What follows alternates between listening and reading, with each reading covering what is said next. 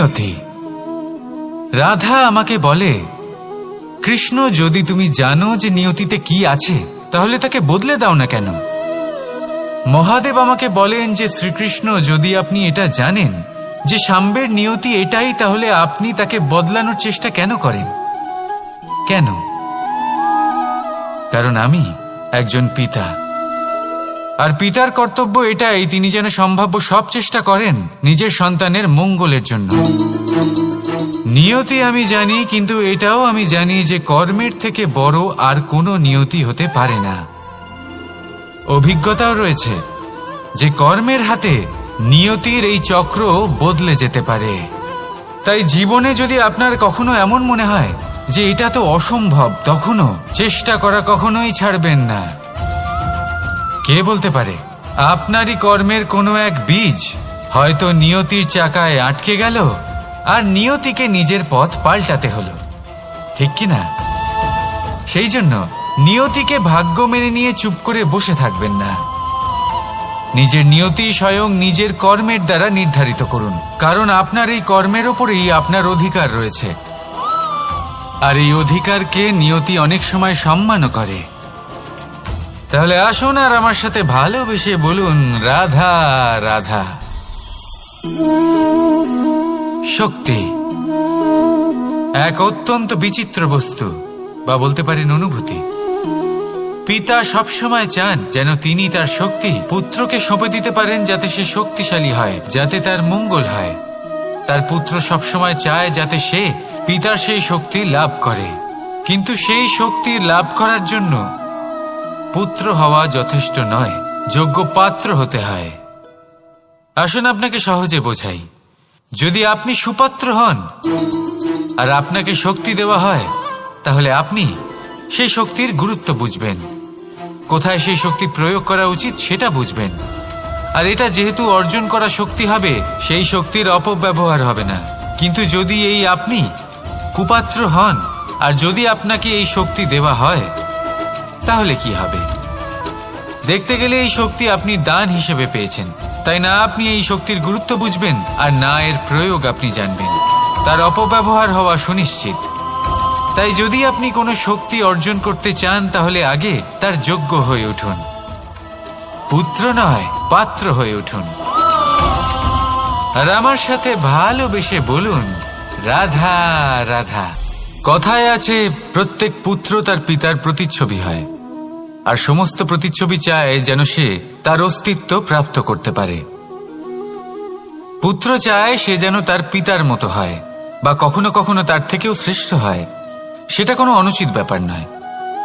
অনুচিত তখন হয় যখন পুত্র নিজের পিতার মতো হবার স্বপ্ন পূরণ করতে গিয়ে বা তার থেকেও শ্রেষ্ঠ হওয়ার স্বপ্ন পূরণে অনুচিত পথের আশ্রয় নেয়।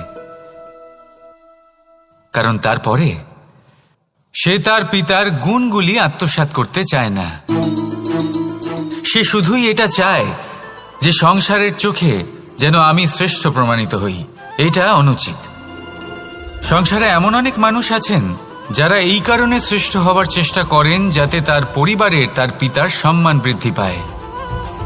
এমনও মানুষ থাকেন, আর এটাই হলো পার্থক্য উদ্দেশ্যের। মনে রাখবেন, যদি আপনার উদ্দেশ্য শুভ হয় তাহলে পথও শুভ হবে, যদি আপনার উদ্দেশ্য অশুভ হয় তাহলে পথও অশুভ হবে। তাহলে নিজের পিতার মতো হবার চেষ্টা অবশ্যই করুন, তার থেকেও শ্রেষ্ঠ হওয়ার চেষ্টা অবশ্যই করুন, কিন্তু মনে রাখবেন আপনার সংকল্প আর আপনার উদ্দেশ্য এই দুই শুভ হওয়া উচিত। তাহলে আসুন আর আমার সাথে ভালোবেসে বলুন, রাধা রাধা। শক্তি শক্তি অর্জন করা এতটা কঠিন নয় যতটা শক্তি লাভ করার পরে সেই শক্তি সামলানো কঠিন হয়। কারণ যেই মানুষ শক্তি লাভ করে তার মনে গর্ববোধ জন্মায়, জন্মায় অহংকার, জন্মায় জেদ। তাই শক্তি প্রাপ্ত করার সাথে বিনম্র থাকাও অত্যন্ত আবশ্যক। আর এটা আমাদের শেখা উচিত বৃক্ষের থেকে। বৃক্ষ যা আমাদের ফল দেয়, বৃক্ষ যা যত ফল দেয় ততটাই ঝুঁকে যায়। আমরা পাথর মারি ওই বৃক্ষের থেকে ফল প্রাপ্ত করার জন্য। সেই পাথরের মার সহ্য করেও বৃক্ষ আমাদের ফল দেয়। কোনো গর্ববোধ নেই, কোনো অহংকার বোধ নেই, আর সেই জন্য এই বৃক্ষের পুজো করা হয়। এটাই হলো মাহাত্ম্য শক্তির সাথে বিনম্রতার। যদি এই শক্তি সৃজন করে থাকে, সাহায্য করে থাকে, সম্বল হয়ে থাকে, তবেই সেই শক্তি উপযুক্ত। আর নয়তো সেই শক্তি একদিন আপনাকে আসক্ত অবশ্যই করবে। তাহলে শক্তি অবশ্যই অর্জন করুন, কিন্তু তার সাথে সেই শক্তি সামলানোর মতো বিবেকও আপনাকে অবশ্যই জাগ্রত করতে হবে। তাহলে আসুন আমার সাথে ভালোবেসে বলুন, রাধা রাধা। অহংকার অত্যন্ত বলশালী হয়। এই অহংকার মানুষকে কখনো নত হতে দেয় না। অদ্ভুত ব্যাপার, এই অহংকার যা মানুষকে কখনো নত হতে দেয় না, সেটাই তার পতনের কারণও হয়ে দাঁড়ায়। যেখানে মানুষ এটা ভাবতে শুরু করে যে শুধুমাত্র সেই যোগ্য, সেখান থেকেই তার পতনের আরম্ভ। ঠিক কিনা? দেখুন, যদি কোনো মানুষ এটা ভাবে যে আমি এই সব কিছু করতে পারি, তাহলে তা হলো বিশ্বাস। কিন্তু যদি সে এটা ভাবতে থাকে যে শুধুমাত্র আমি এই কাজ করতে পারি, তাহলে তা হলো সেই ব্যক্তির অহংকার। আর এটা আপনাকে বিনাশের দিকে অবশ্যই নিয়ে যাবে। মনে রাখবেন, যখন আমি আর শুধুমাত্র এই দুই এক হয়ে যায়, সেখান থেকে আপনার পতনের সূত্রপাত হবেই। তাই আপনি কখনোই এই অহংকারের চক্রব্যূহে ফেঁসে যাবেন না।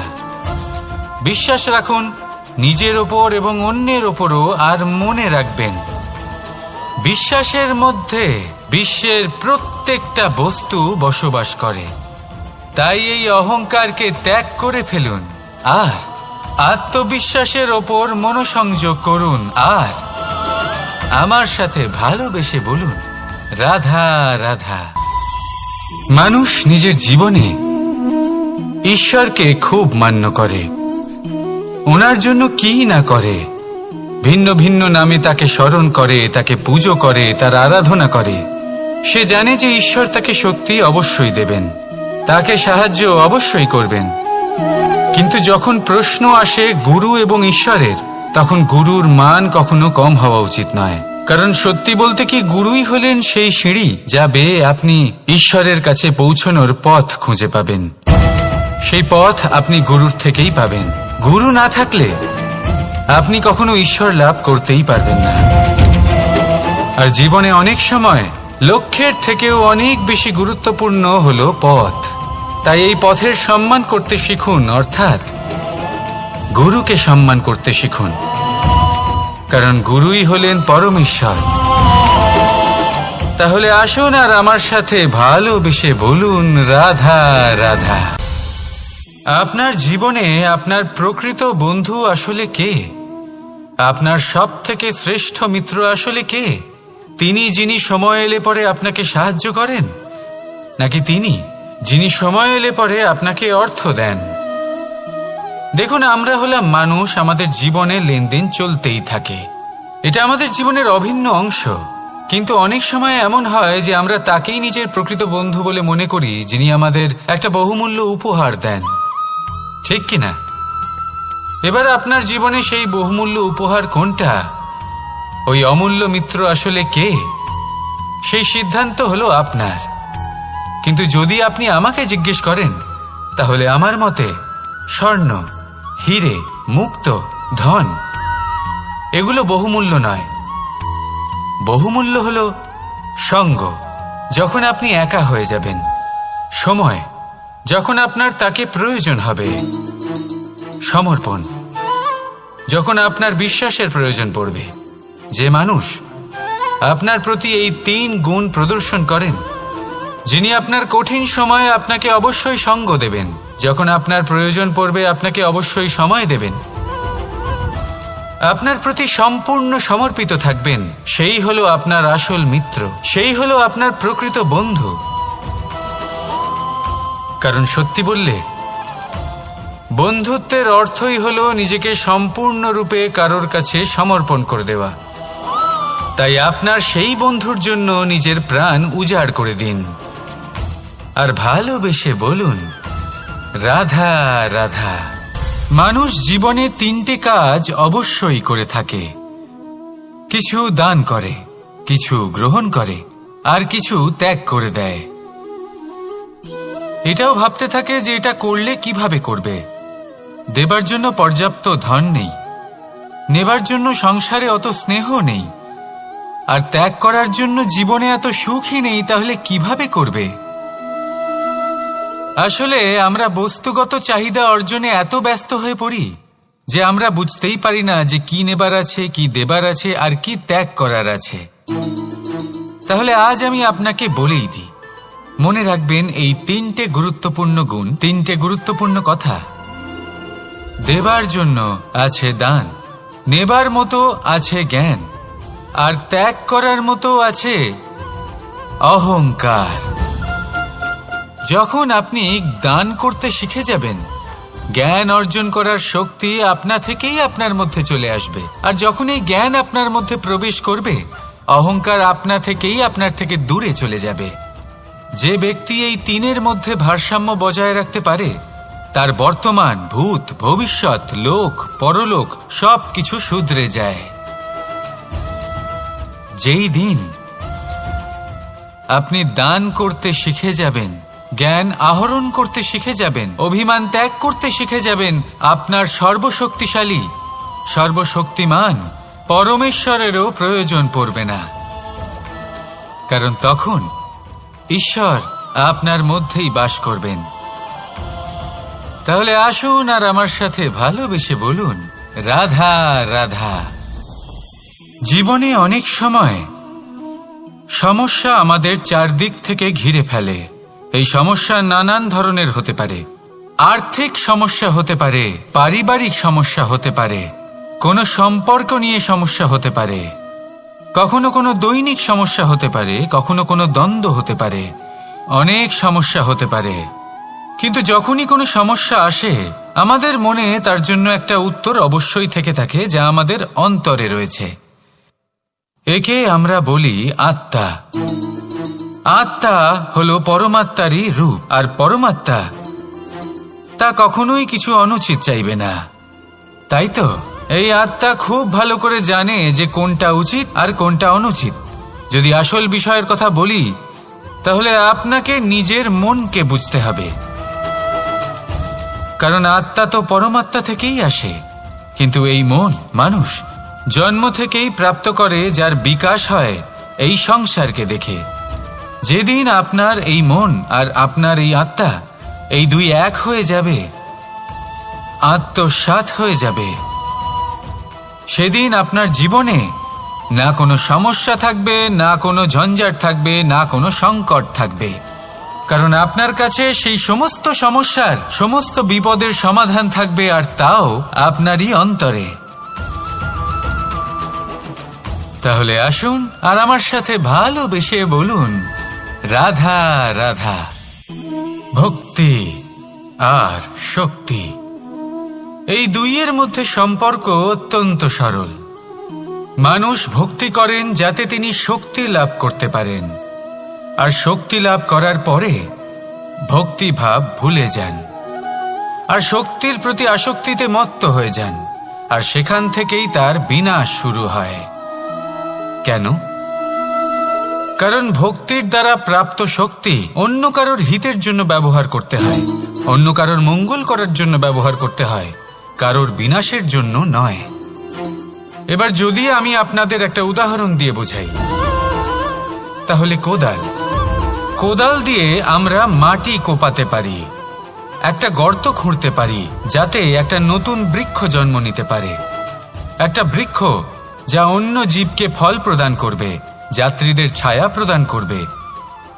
কিন্তু এই কোদালের ব্যবহার যদি আমরা অন্য কারোর ক্ষতি করার জন্য করি, তাহলে ক্ষতি শুধুমাত্র আমাদেরই হবে। তাই জীবনে যদি আপনি কোনো শক্তি লাভ করেন, হয়তো ভক্তির দ্বারা বা অন্য যেখান থেকেই হোক, তার সদ্ব্যবহার করতে শিখুন, নয়তো এই প্রাপ্ত শক্তি আপনার পতনের কারণ হয়ে দাঁড়াবে। তাহলে আসুন আমার সাথে ভালোবেসে বলুন, রাধা রাধা। বরদান অত্যন্ত বিচিত্র এক বিষয়, কিন্তু দেখতে গেলে এই বরদান কি না করতে পারে। এক দরিদ্রকে রাজা বানিয়ে দিতে পারে, একজন দুর্বলকে এই সংসারের সব থেকে শক্তিশালী ব্যক্তি বানিয়ে দিতে পারে। কিন্তু আমরা ভুলে যাই এক অত্যন্ত গুরুত্বপূর্ণ কথা। বরদান এই শব্দের শেষে দান লুকিয়ে রয়েছে। এই দান কথাটা অত্যন্ত গুরুত্বপূর্ণ। আমাদের মনে রাখা উচিত এই বরদান আমরা দানে পেয়েছি, আর তাই তার সম্মান করা উচিত, কখনোই অহংকার করা নয়। আর যে ব্যক্তি বরদান পেয়ে অহংকার করেন তার যা ক্ষতি হয় তা হলো এই বরদান তার থেকে কেড়ে নেওয়া হয়। বর অর্থাৎ শ্রেষ্ঠ, অর্থাৎ বরদানের অর্থ হলো একটা শ্রেষ্ঠ দান, এবং তার ব্যবহার যদি আপনি কারোর ক্ষতি করার জন্য করেন তাহলে ক্ষতি শুধুই আপনার হবে। তাহলে এই বরদানের সম্মান করুন, উচিত পথে চলুন, আর উচিত উদ্দেশ্য নিয়ে এর ব্যবহার করুন, সব কিছু ভালোই হবে। তাহলে আসুন আর আমার সাথে ভালোবেসে বলুন রাধা রাধা। পিতা আর পুত্রের সম্পর্ক অত্যন্ত মধুর হয়ে থাকে। পিতা স্বপ্ন দেখেন, তাকে পূর্ণ করার সকল সম্ভাব্য চেষ্টা করেন, কিন্তু তাও অনেক সময় ওনার স্বপ্ন অপূর্ণ থেকে যায়। তখন পিতা ভাবেন যে স্বপ্ন উনি পূর্ণ করতে পারেননি ওনার সন্তান তা অবশ্যই পূরণ করবে। যে স্থানে উনি কখনো পৌঁছতে পারেননি সেই স্থানে ওনার পুত্র অবশ্যই পৌঁছবে। পিতা নিজের সন্তানের ভবিষ্যৎ নিয়ে সেই স্বপ্ন দেখেন, আর যখন সেই সন্তান সামনে এগোতে থাকে তখন তার দুঃখ হয় না, বরং গর্ব হয়। ওনার ভালো লাগে এটা দেখে যে ওনার সন্তান অনেক উন্নতি করছে। কিন্তু যখন সন্তান নিজের অভিভাবকের শক্তি দেখে, তার যশ দেখে হিংসা করতে থাকে, সমস্যা সেইখানেই শুরু হয়। সেই জন্য সকল সন্তানকে এটা মনে রাখতে হবে, দেখুন, পুত্র হবার সুবাদে, এক সন্তান হবার সুবাদে এটা হলো আপনার অধিকার যে আপনি আপনার পিতার থেকে বেশি উন্নতি করবেন। আপনার পিতাও এটাই চান, কিন্তু সুস্থভাবে এটা করুন।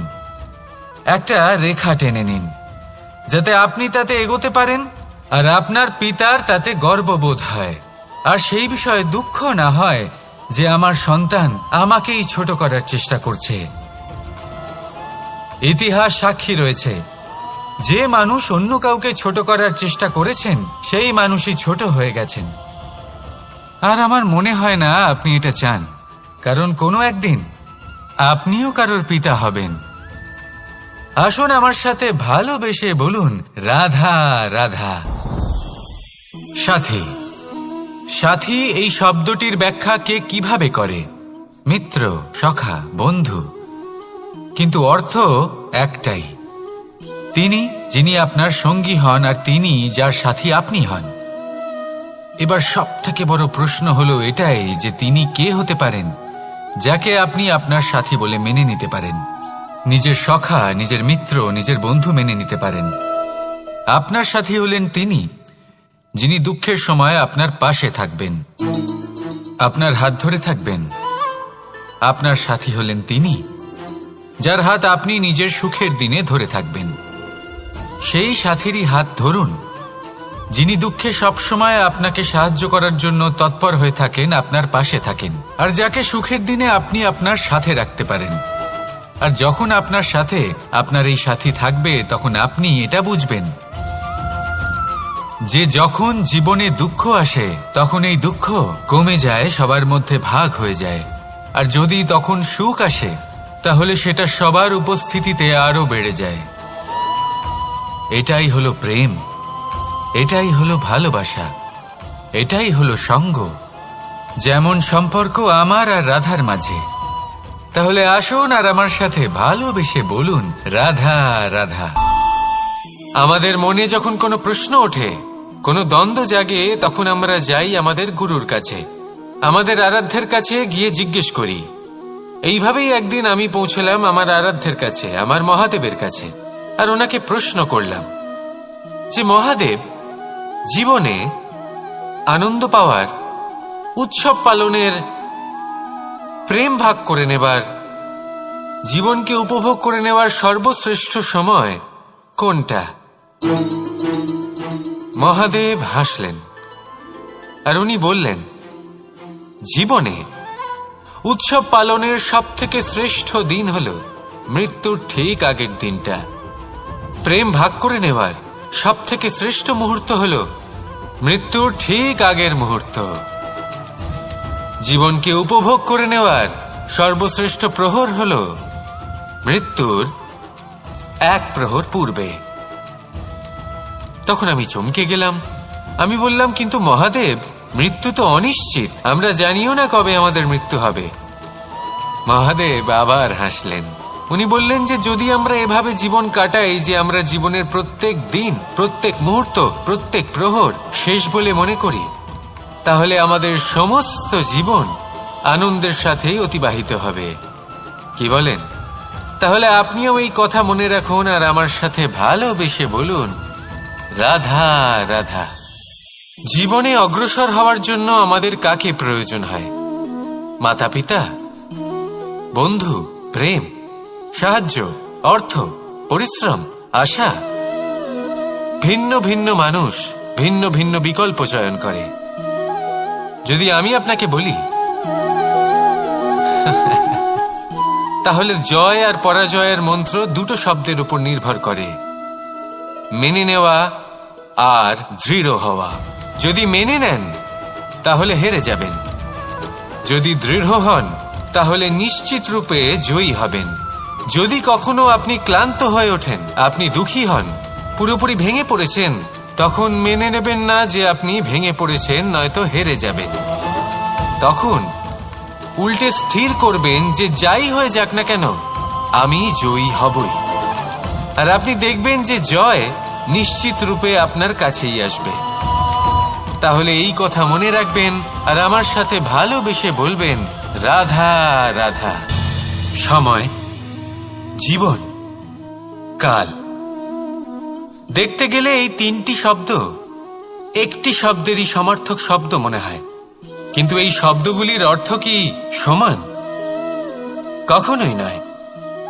হ্যাঁ, এই সময় চলতে থাকে, জীবন চলতে থাকে, কালচক্র চলতে থাকে। এই সময় কেটে যায়, কিন্তু এই জীবন, একে যাপন করতে হয়। কি বলেন?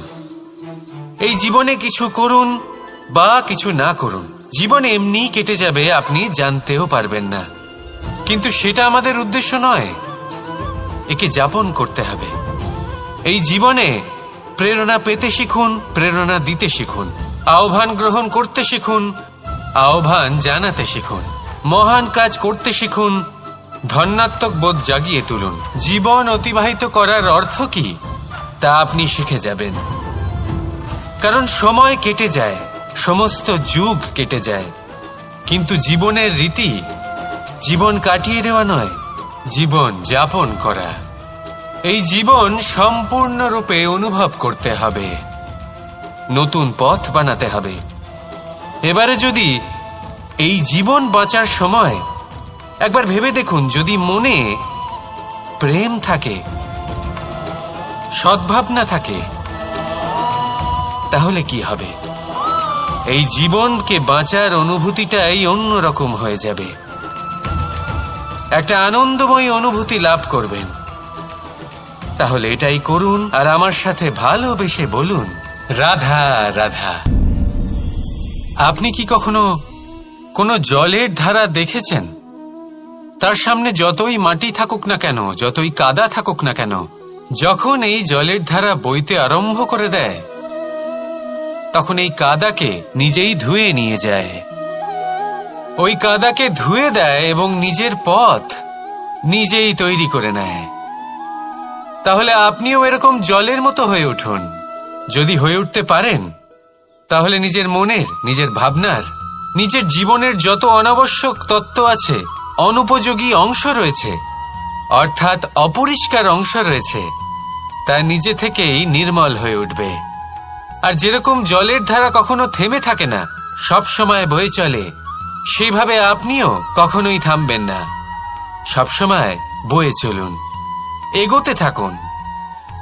পথে যদি অনেক বিপদ আসে, সমস্যা আসে, থামবেন না, তার উপর নিরন্তর প্রহার করুন, নিরন্তর প্রয়াস করুন আর অগ্রসর হন।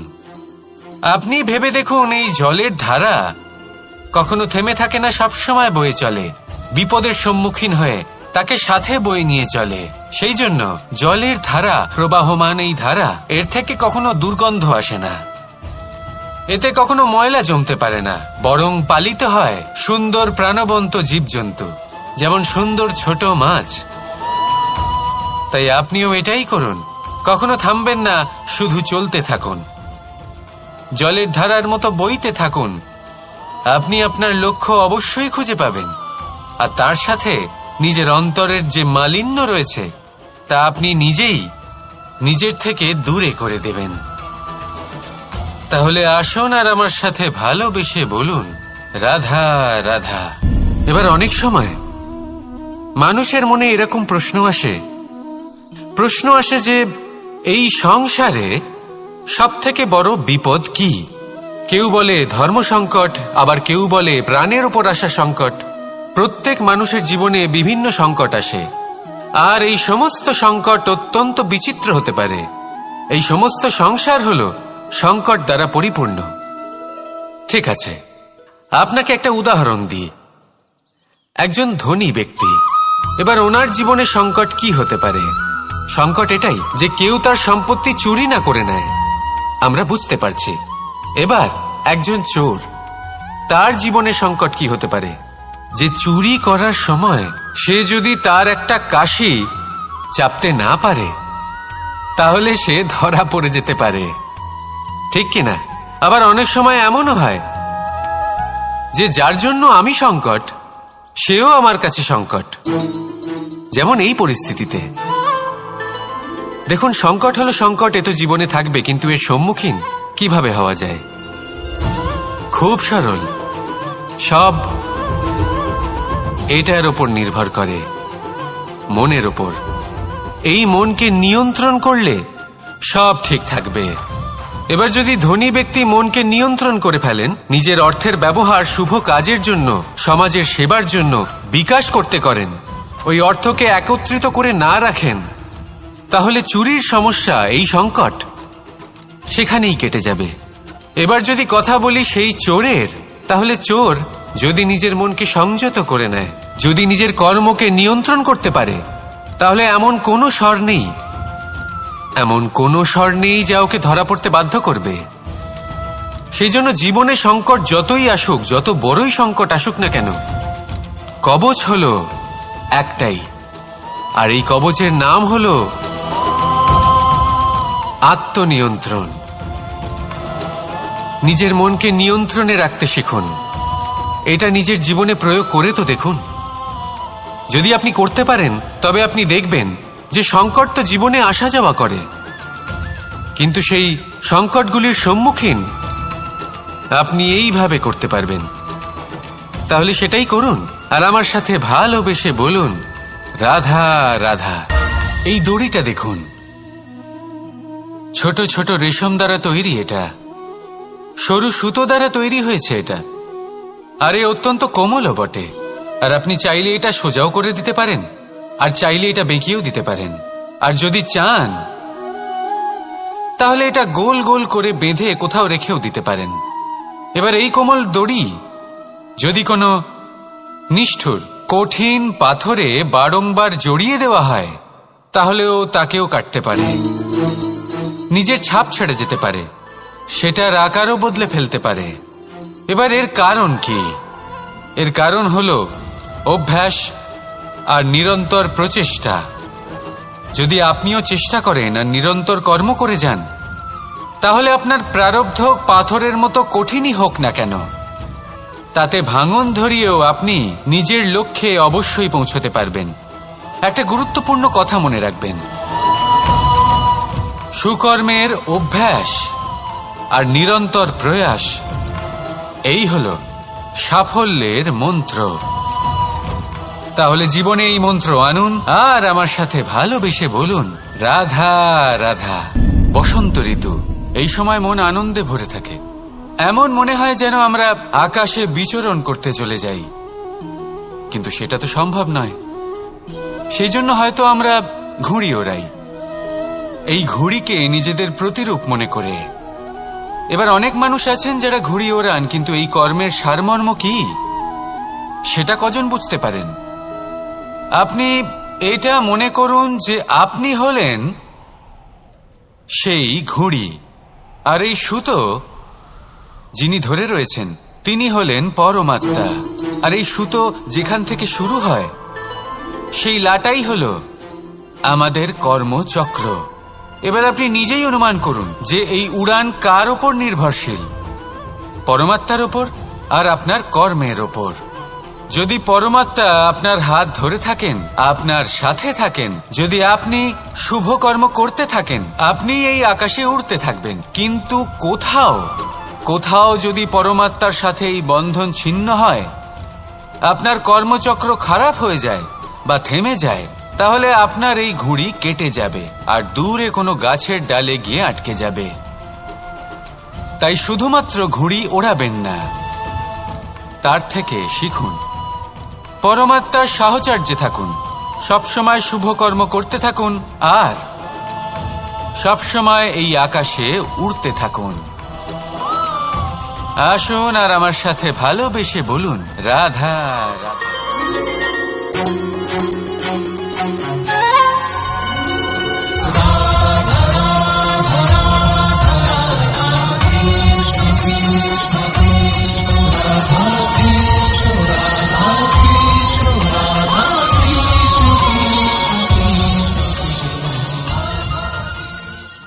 যখন আমরা কোনো বনে প্রবেশ করি, তখন এই সবুজ ঘাস দেখে, এই কোমল ঘাস দেখে আমাদের মন প্রফুল্ল হয়ে ওঠে। ভিন্ন ভিন্ন প্রজাতির ফুল, ভিন্ন ভিন্ন রঙের ফুল দেখে এই মন আনন্দে ভরে ওঠে। এখানে শিশুরা আনন্দ লাভ করে, বড়রা ভোজন গ্রহণ করেন, কথাবার্তা বলেন, হাঁটাহাঁটি করে বেড়ান। এবার ভেবে দেখুন, যখন এই উপবনের নির্মাণ হয়েছিল সেই সময় যদি এই মাটিকে সঠিকভাবে খনন না করা হতো, যদি তাতে সঠিকভাবে বীজ রোপণ না করা হতো, যদি কোনো সংঘর্ষ না হতো, পরিশ্রম না করা হতো, যদি চলতে চলতে পায়ে কাঁটা না বিঁধে যেত, তাহলে এই সুন্দর বন দেখে আমরা কি এই আনন্দ লাভ করতে পারতাম? কখনোই নয়। ধরুন কোনো নদীর তটে সুন্দর একটি বন আছে, সেই বনের আনন্দ লাভ করতে গেলে আপনাকে সেই নদী পার করতেই হবে। যদি সুখের নদীর কাছে পৌঁছতে চান, তাহলে তটে যে কাঁটা রয়েছে সেগুলোর সাথে সংঘর্ষ করতেই হবে। এই সংসারে যদি আপনি সুখ লাভ করতে চান, তাহলে সুখ লাভের এই যাত্রা শুরু করতে হবে সংঘর্ষ দ্বারা। তাহলে সংঘর্ষকে স্বাগত জানান, এর পেছনেই সুখ রয়েছে যা আপনার জন্য অপেক্ষা করছে। এবার হাসুন আর আমার সাথে ভালোবেসে বলুন, রাধা রাধা। আপনি কখনো কাউকে পর্বতে আরোহণ করতে দেখেছেন? বা আপনি কখনো নিজে কোনো পর্বতে আরোহণ করেছেন? করে থাকলে আপনি এই বিষয়ে অবশ্যই জানবেন যে যখন আমরা শিখরের দিকে এগোই, ওপরের দিকে এগিয়ে চলি, তখন আমাদের একটু ঝুঁকে পথ চলতে হয়, তখনই আমরা সেই পর্বত আরোহণ করতে পারি।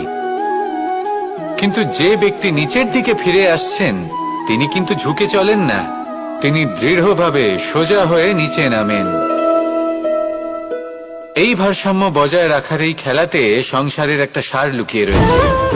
যদি আপনিও জীবনে উঁচুতে উঠতে চান, শিখরে পৌঁছতে চান, তাহলে আপনাকেও নত হয়ে, বিনম্র হয়ে সামনে এগোতে হবে। সেখানে যদি আপনি বুক চিতিয়ে, উদ্ধতভাবে, অহংকার বোধ নিয়ে চলতে থাকেন, সেখান থেকেই আপনাকে নিচে নামতে হবে।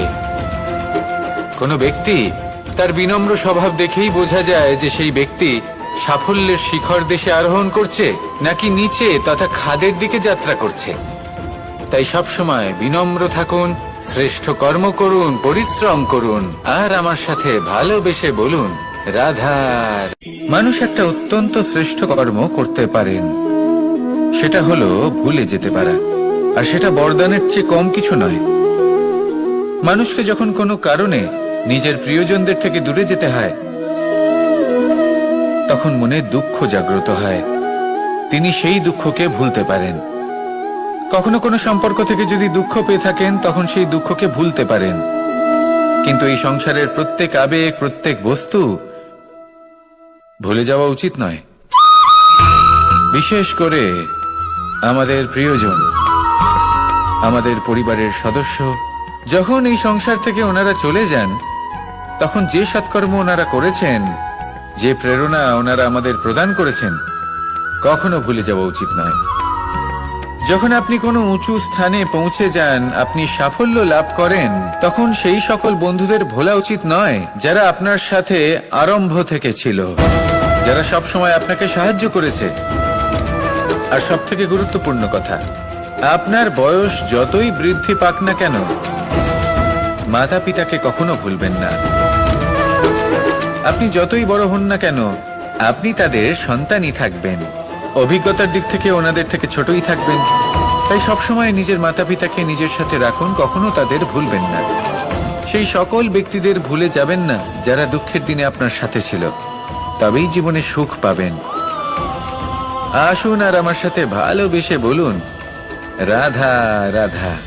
কখনো কখনো আমরা শুভ উদ্দেশ্য নিয়ে কারোর মঙ্গল কামনা করি, তার জন্য কোনো ভালো কর্ম করি, এবং সেই ব্যক্তি আমাদের বন্ধুত্ব নিয়েই, আমাদের সম্পর্ক নিয়ে, আমাদের সততা নিয়ে প্রশ্ন করতে থাকে, আমাদের সন্দেহ করে।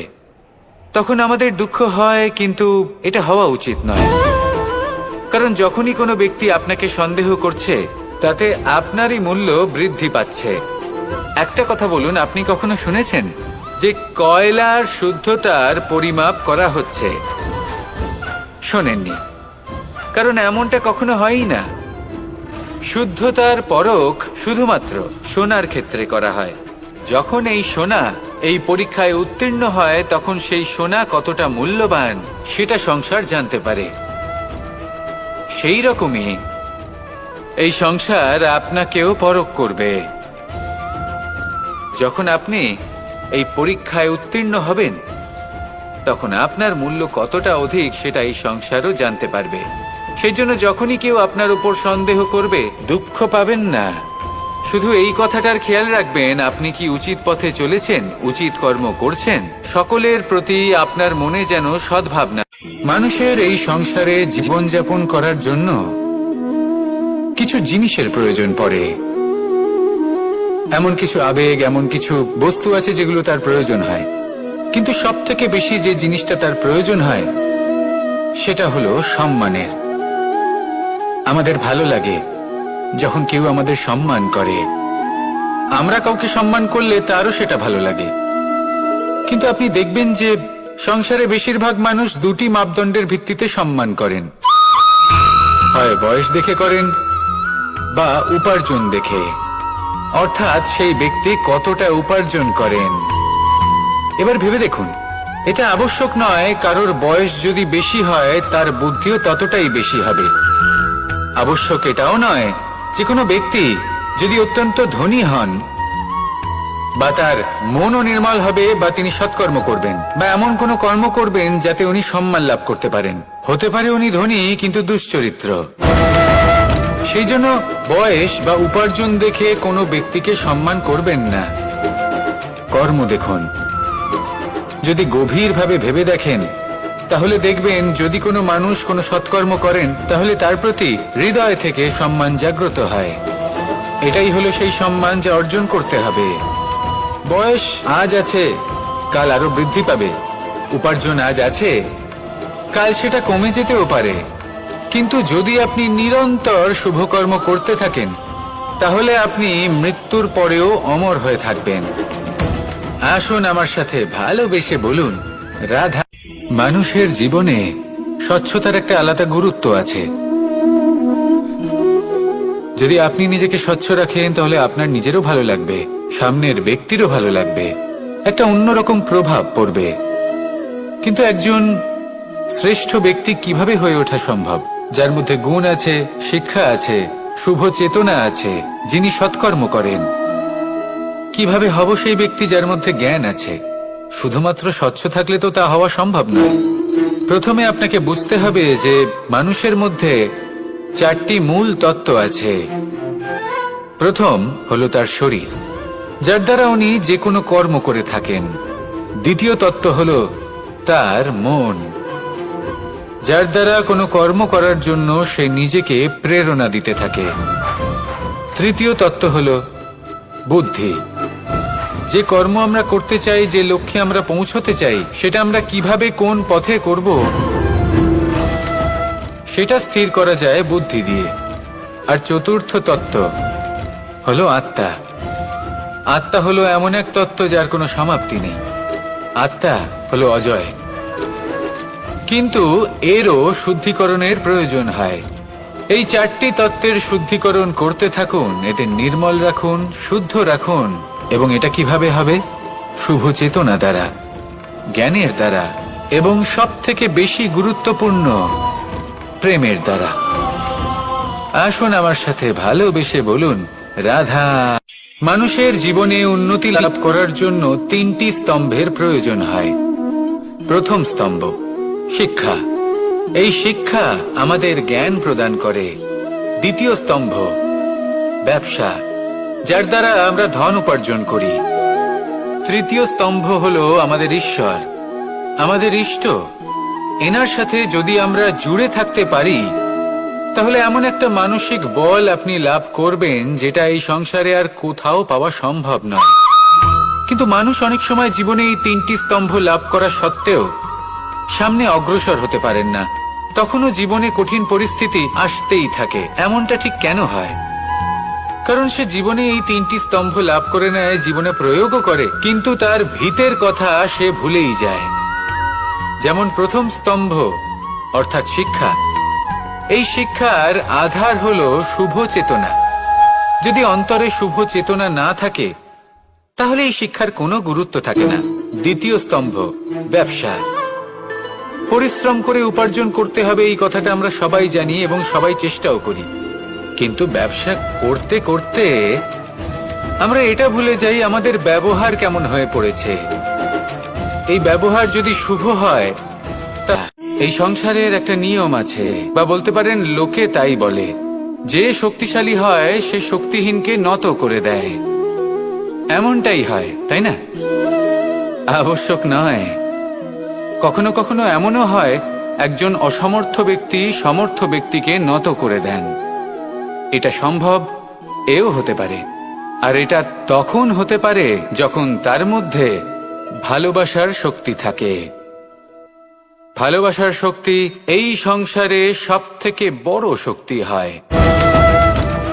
এই ভালোবাসার শক্তি দ্বারাই নির্ধন সুদামা আমাকে দিয়ে নিজের পা ধুইয়ে নিল, কিছু না বলেই, কিছু না চেয়েই। এই কর্মের আধার ছিল শুধুমাত্র ভালোবাসা। খুব শক্তিশালী হয় এই ভালোবাসা। ভালোবাসার শক্তি দ্বারাই আপনি হিমালয় পর্বতকে নত করতে পারেন, তাহলে কি অসম্ভব হতে পারে? এই ভালোবাসার শক্তির সঞ্চার করুন, আর এই ভালোবাসার সাথেই বলুন রাধা রাধা। একদিকে হলো আঙুর আর অন্যদিকে কিশমিশ। দেখতে গেলে এই দুটোই সবারই খুব প্রিয়। শিশু হোক, যুবক হোক, বা কোনো বৃদ্ধ ব্যক্তি হোক না কেন। আর দেখতে গেলে এই কিশমিশ, এটা আঙুর থেকেই আসে, তারই অন্য একটি রূপ। কিন্তু কখনো হাটে যান আর গিয়ে জিজ্ঞেস করুন যে এই কিশমিশ আর আঙুর, এই দুইয়ের মধ্যে অধিক মূল্য কার? আপনিও নিশ্চয়ই জানবেন যে কিশমিশের মূল্য আঙুরের থেকে অনেক গুণ বেশি। এবার এরকম কেন হয়? এর পেছনে কি কারণ থাকতে পারে? একদিকে হলো সেই আঙুর যা টাটকা অবস্থায় গাছ থেকে পেড়ে খাওয়া যায়, আর অন্যদিকে হলো কিশমিশ যাকে মাসের পর মাস রোদে ফেলে রাখা হয়। একদিকে আঙুর যা কিনা অত্যন্ত রসালো, আর কিশমিশে কোনো রসই নেই। একটি হলো অত্যন্ত কোমল এবং সুন্দর, অন্যটি অমসৃণ এবং তাতে বিন্দুমাত্র সৌন্দর্য নেই, তাও তার মূল্য বেশি। এসব কেন হয়? এই কারণেই হয় কারণ সেই আঙুর অনেক মাস পর্যন্ত রোদ সহ্য করে থাকে, কষ্ট সহ্য করে থাকে, তবেই সেই আঙুর কিশমিশে পরিণত হয়। এবার জীবনের কড়া রোদ যাকে সহ্য করতে হয় তার সাথেও এটাই হয়ে থাকে, তারও মূল্য আপনা থেকেই বৃদ্ধি পায়। আপনার জীবনে আপনার গুণ, আপনার প্রতিভা তা অত্যন্ত গুরুত্বপূর্ণ, কিন্তু যখন আপনি অভিজ্ঞতা লাভ করেন তখনই সেই অভিজ্ঞতা আপনার গুণ এবং প্রতিভাকে আরো অনেক বেশি শ্রেষ্ঠ করে তোলে। তাই জীবনের কঠোর রোদের মধ্যেও দাঁড়িয়ে থাকাটা শিখে নিন, সাহসের সাথে কঠিন পরিস্থিতির সম্মুখীন হওয়াটা শিখে নিন। ঠিক এইভাবেই অভিজ্ঞতা লাভ করতে হয়, আর এই অভিজ্ঞতা আপনার মূল্য বৃদ্ধি করতেই থাকবে, আর তখন এই মন প্রসন্ন হয়ে বলবে, রাধা রাধা। আমাদের সকলের জীবনেই দুই ধরনের ব্যক্তি থাকেন, বন্ধু এবং শত্রু।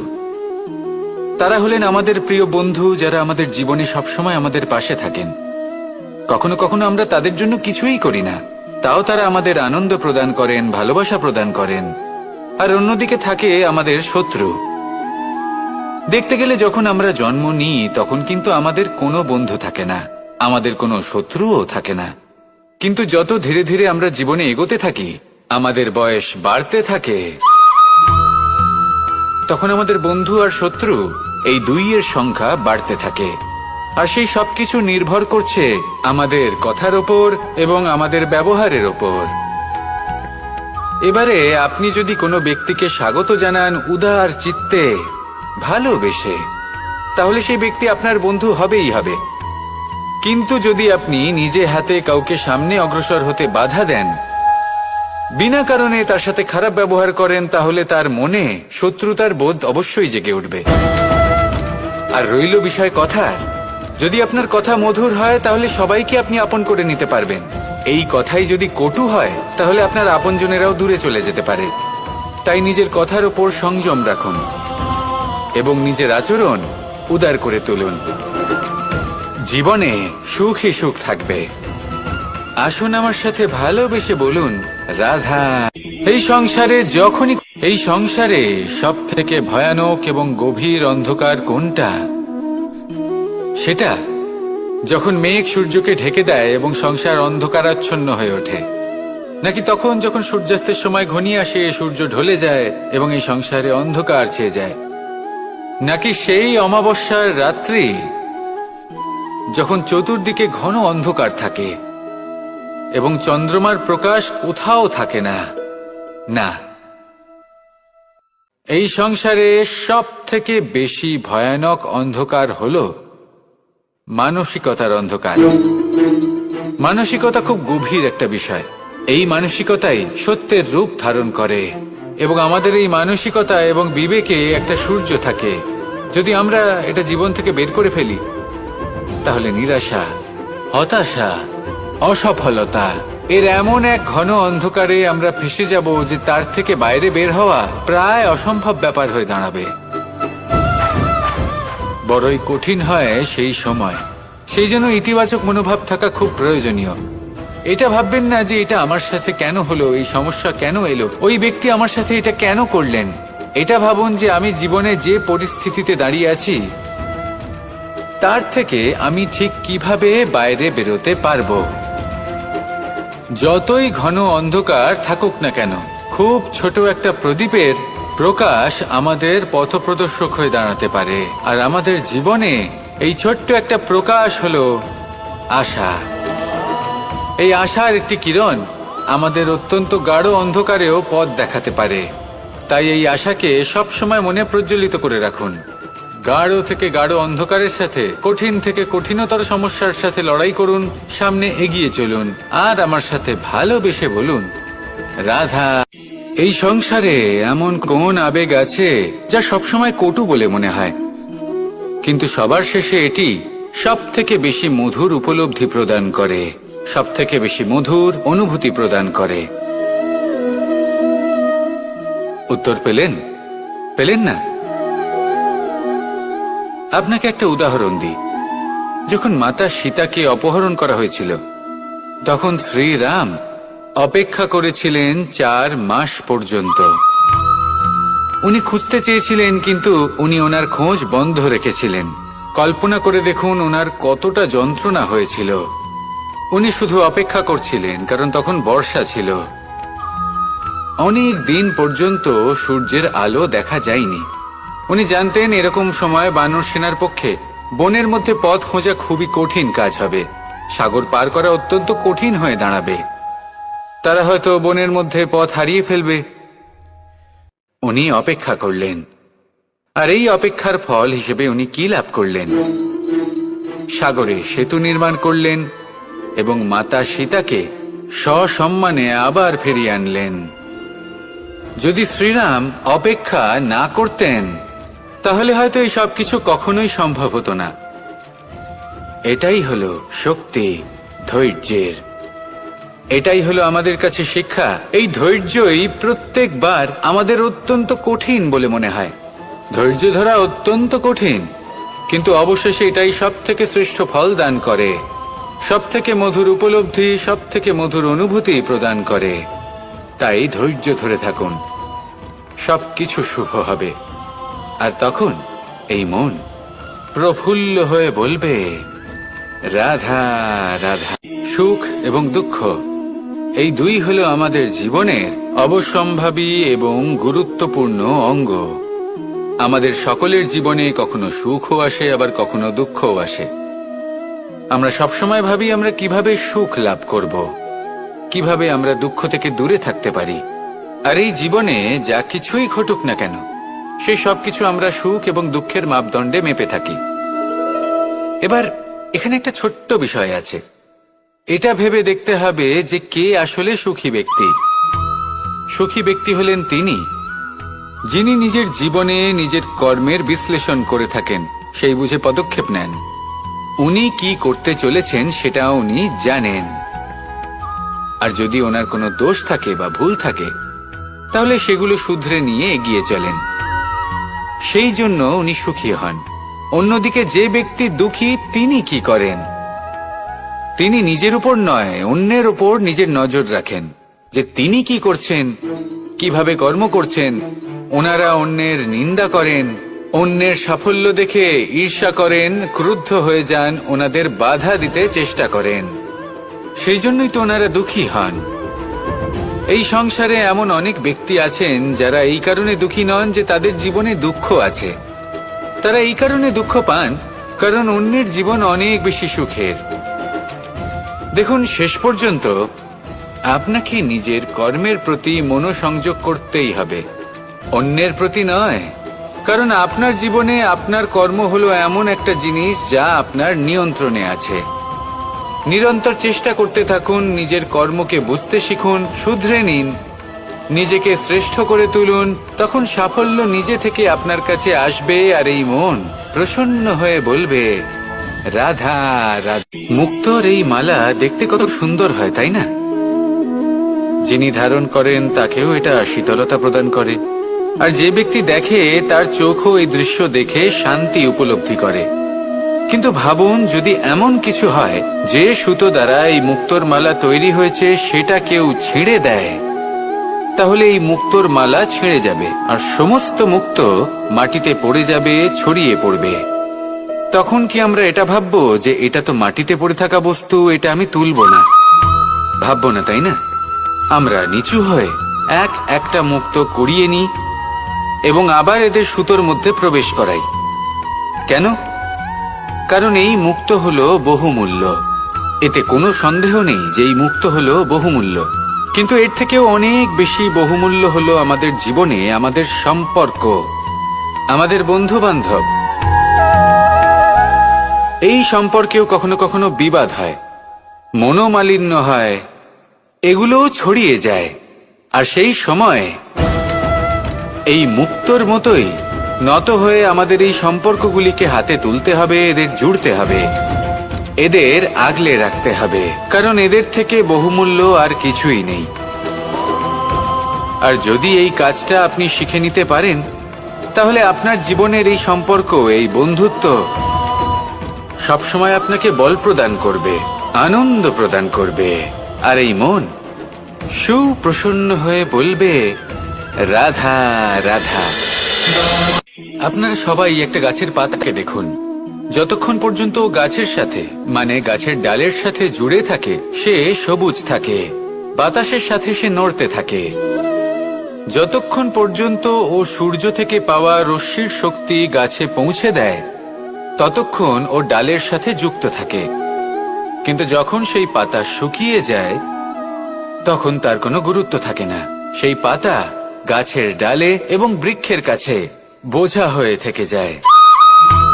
এবং এমন এক সময় আসে যখন সেই ডালটি শুকনো সেই পাতাকে পরিত্যাগ করে। এটাই আমরা এই প্রকৃতিতে দেখি এবং এটাই হলো সত্য। আর এটাই আমাদের জীবনে খুব বড় একটা শিক্ষা। যদি আপনিও নিজের জীবনে নিজের আপনজনদের কাছে বোঝা স্বরূপ হয়ে দাঁড়ান, তাহলে তারা আপনাকে যতই ভালোবাসুক না কেন, ওনারা যদি নাও চান তাহলেও এমন এক দিন আসবে যখন আপনার আপনজন আপনাকে পরিত্যাগ করবে।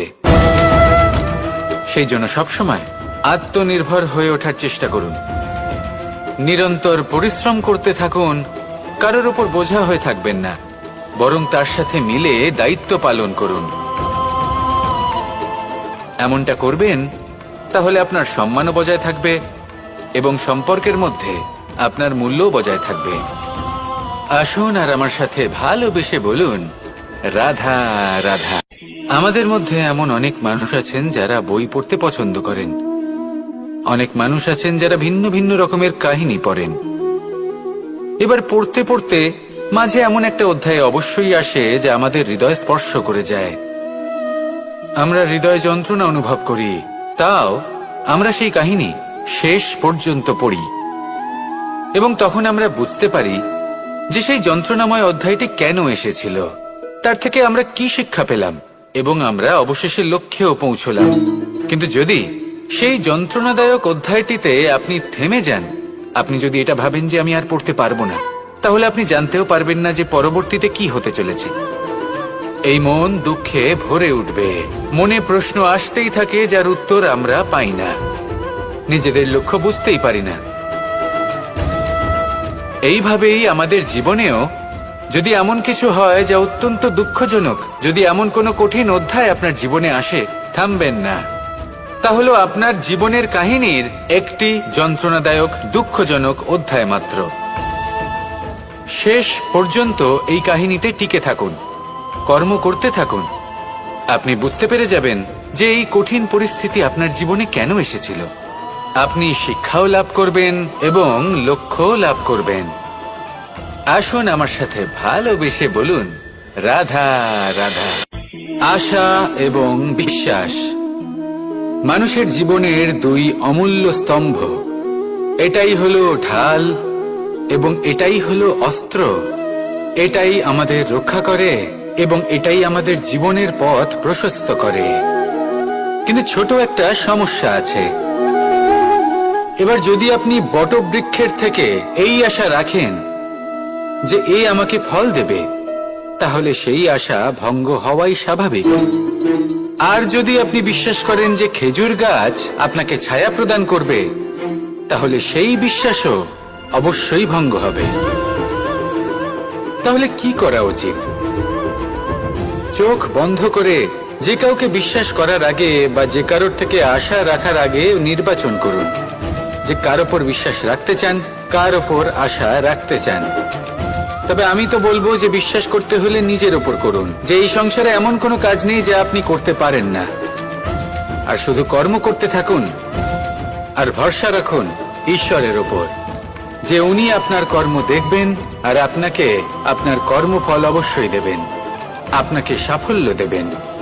যদি আপনার বিশ্বাস অটল হয়, নিরন্তর পরিশ্রম করেন, তাহলে ঈশ্বর কখনোই আপনার আশা ভঙ্গ হতে দেবেন না। আসুন আর আমার সাথে ভালোবেসে বলুন, রাধা। যখন মানুষের মৃত্যু হয় তখন কি হয়?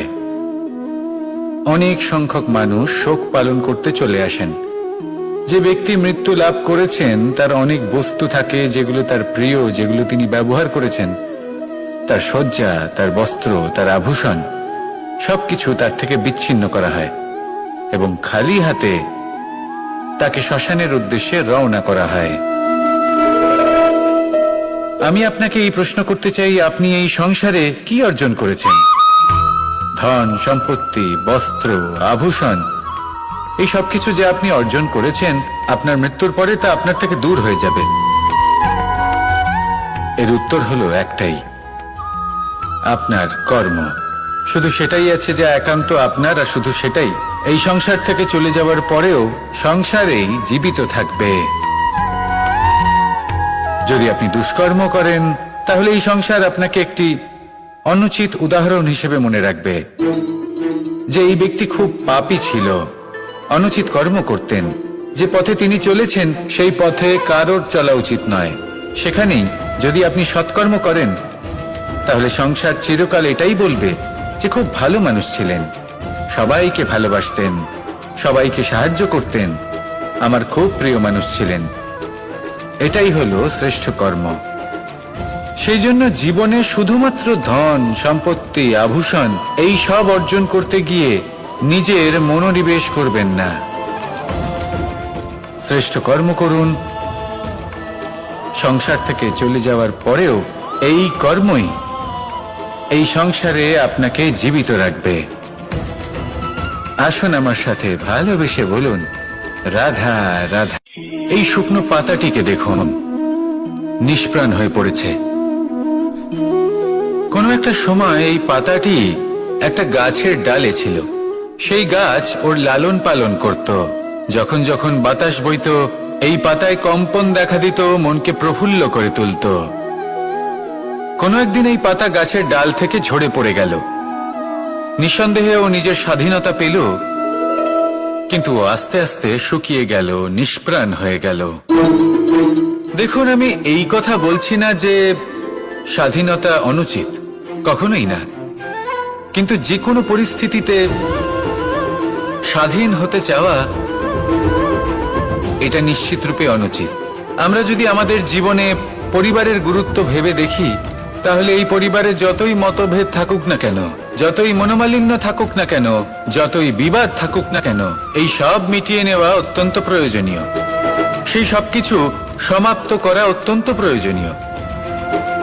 কখনো এই পরিবারকে ভাঙতে দেবেন না, কখনো এই পরিবার থেকে দূরে চলে যাবেন না।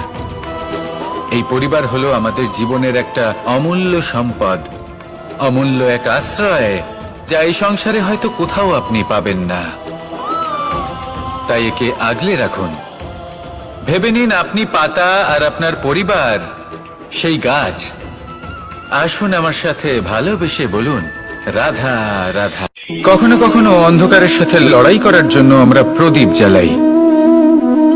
এতে প্রথমে সলতে রাখি, তারপর তেল ঢালি, তারপর আগুন জেলে এটা প্রজ্বলিত করি। তারপর একটা সময় আসে যখন এই প্রদীপ নিভে যায়। কারণটা কি? কারণ কি এটা যে প্রদীপের প্রকাশমান হওয়ার ক্ষমতা সমাপ্ত হয়েছে? না, এই যে আগুন আমরা দেখতে পাচ্ছি, এই আগুনের জন্য যে শক্তির প্রয়োজন হয় তা আসে এই তেল থেকে। যদি এই তেল সমাপ্ত হয়ে যায়, তাহলে এই প্রকাশ তাও সমাপ্ত হয়ে যায়। আর আমাদের জীবনে এই তেল হলো আমাদের কর্ম, আর এই আগুন আর এর দ্বারা উৎপন্ন হওয়া প্রকাশ আমাদের ভাগ্য। যত আমাদের কর্ম ক্ষীণ হতে থাকবে, আমাদের ভাগ্য সৌভাগ্য কোথাও না কোথাও লুপ্ত হয়ে যাবে। যে উজ্জ্বল ভবিষ্যৎ আমরা চাইছি তা কখনো লাভ করতে পারবো না যদি কর্ম না করি।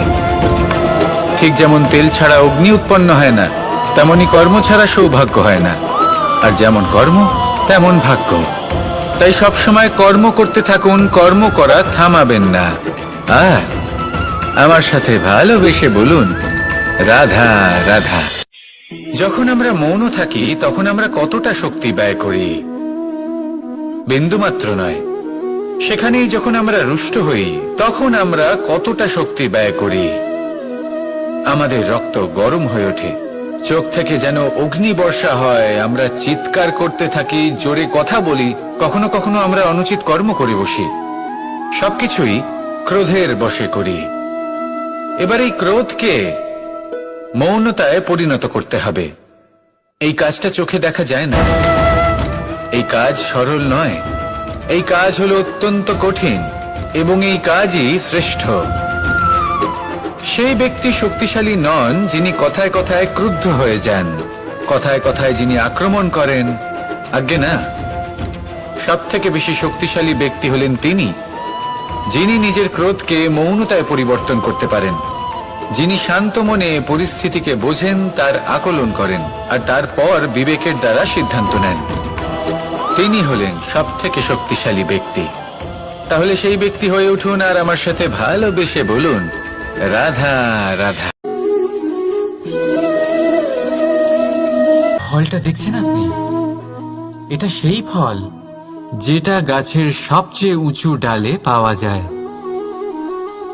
কিন্তু যখন এটা খসে পড়ে তখন এটা আকাশের দিকে যায় না যা ওপরে আছে, সে যায় সেই ভূমির দিকে যে নিচ থেকে তার দিকে তাকিয়ে থাকে।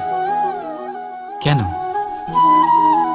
কারণ এই ফলের নিজের উচ্চতার ধারণা মাটির থেকে নিজের দূরত্ব দেখে হয়। এই ব্যাপারটাই আমাদের মানুষের জন্যও খাটে।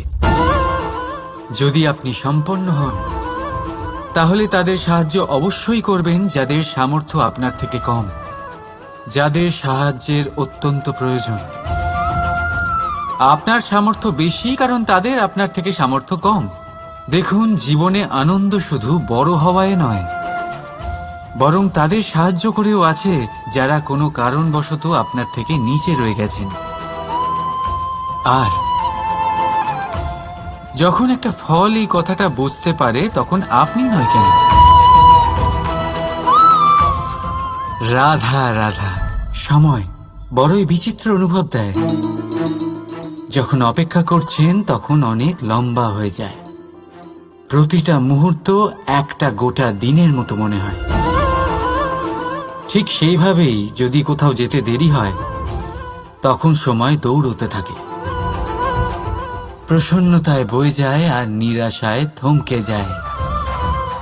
আপনদের সাথে থাকলে সময়ের খেয়ালই থাকে না, শত্রুদের সাথে থাকলে সেই সময়ই খারাপ হয়ে যায়। কিন্তু এটাই কি সত্যি বাস্তব? না, সময় তো সময়ই হয়, নিজের গতিতেই চলে সে। শুধু সেই গতির আভাস আমাদের মানসিক অবস্থা অনুযায়ী বদলে যেতে থাকে। তাই এই সমস্যা সময়ের নয়, আমাদের মানসিকতা। তাই নিজেকে খুশি রাখুন, অন্যদেরও খুশি রাখুন। আগের সমস্ত ঘটনা ভুলে যান আর একটা উজ্জ্বল ভবিষ্যতের দিকে অগ্রসর হন। সময় সবসময় ভালোই লাগবে। প্রেম করুন সবার সাথে, সময় সবসময় সুখেই কাটবে। রাধা রাধা। অগ্নি জীবনে খুব মহত্বপূর্ণ হয়। এই অগ্নি, এই অগ্নি উজ্জ্বলতা হয়ে আমাদের জীবিত রাখে। কিন্তু ভাবুন, যদি এই উজ্জ্বলতা ক্রোধের অগ্নি হয়ে দিকভ্রষ্ট হয় তাহলে কি হবে? একটা ছোট পাতা দিয়ে শুরু করে গোটা বনকে ছারখার করে দিতে পারে। ঠিক সেরকমই মানুষের ক্রোধের আগুনও অন্যদের তো ভস্ম করেই, কিন্তু তার পূর্বে স্বয়ং নিজেকেই ভস্ম করে দেয়। তাহলে কি করা যায়? কি করে নিয়ন্ত্রণ করা যায় তাকে? উত্তর হলো তাতে জল ঢেলে দিয়ে, জলের মতো বইতে দিনে কি। ঠিক সেইভাবে যেমন সূর্য নিজের অগ্নিকে তেজ বানিয়ে আপনার কাছে পৌঁছে দেয়। এটাই পার্থক্য সূর্যের অগ্নি আর ক্রোধের অগ্নির মধ্যে। সূর্যের অগ্নি বিচ্ছুরিত হয়ে প্রতিফলিত হয়ে আসে, আর সেই জন্যই তাকে তেজ বলা হয়। অন্যদিকে আমাদের ক্রোধের আগুনের কোনো সীমাই থাকে না। তাহলে নিজের অন্তরের শক্তিকে ক্রোধের আগুন বানিয়ে জ্বালাতে চান, নাকি উজ্জ্বলতা বানিয়ে বিস্তারিত করতে চান? সিদ্ধান্ত আপনার। রাধা রাধা। এই সংসার অনেকটাই বড়, আর আমরা তার কাছে অত্যন্ত নগণ্য। এই সংসারে এমন অনেক মানুষ পাওয়া যায় যারা বোঝান যে এই সংসারটা কতটা বড়, কতটা অদ্ভুত, কতটা সুন্দর। আর এই সংসার রচনা করে পরমেশ্বর কত মহান এক কাজ করেছেন। কিন্তু আপনি এই জীবনে মাত্র কয়েকজন মানুষকেই পাবেন যারা আপনাকে এটা বলবেন যে এই সংসারে আপনি কতটা গুরুত্বপূর্ণ, আপনি কতটা অদ্ভুত। যদি আপনি তাদের সাথে থাকেন তাহলে তারা নতুন কিছু সৃষ্টি করতে পারেন, এই সংসারকে আরো কতটা পবিত্র করতে পারেন। তাই এই সংসারকে গুরুত্ব না দিয়ে সেই মুষ্টিমেয় কিছু মানুষকে গুরুত্ব দিন, কারণ তারাই হলো আপনার আপনজন, আর তারাই আপনাকে সঠিক পথে চালিত করবে। মানুষকে তো বর্ষার স্রোতও বয়ে নিয়ে যেতে পারে, তাকে সাগরও ডুবিয়ে দিতে পারে, কিন্তু গঙ্গা জল সবচেয়ে বেশি শুদ্ধ, কারণ তার কয়েক ফোঁটা মানুষকে মুক্ত করে দেয়। রাধা রাধা। এ হলো একটা পাতলা সুতো। ভাবছি যদি এটা দিয়ে আমি পোশাক বানাই তাহলে নিজের জন্য কত সুন্দর একটা পোশাক বানাতে পারবো, কিন্তু যদি এটা আমি... চিন্তা করবেন না,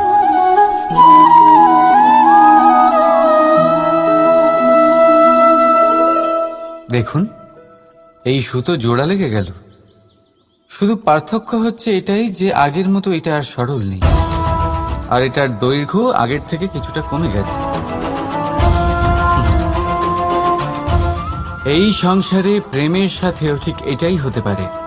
প্রেমের এই সুতো যা দুই মানুষকে একসাথে বেঁধে রাখে, অহংকার আর স্বার্থের আঘাত সে সহ্য করতে পারে না, ছিঁড়ে যায়।